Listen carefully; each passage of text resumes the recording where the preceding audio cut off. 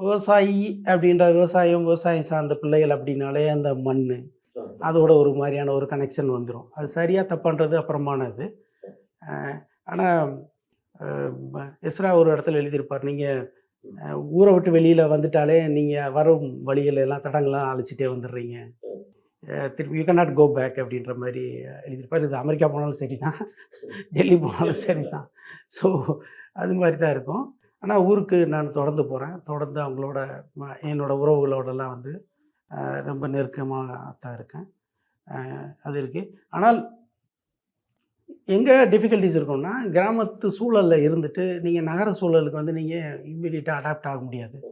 இங்க கூடிய போக்குவரத்து நெருக்கடி, வரது, போறது அதுவான அந்த டிஃபிகல்டீஸ் தான் இருக்கு. மத்தபடி அ ஊரோட நினைவுகள் வந்து ரொம்ப மகிழ்ச்சியானது. எனக்கு பெரும்பாலான மகிழ்ச்சியானது.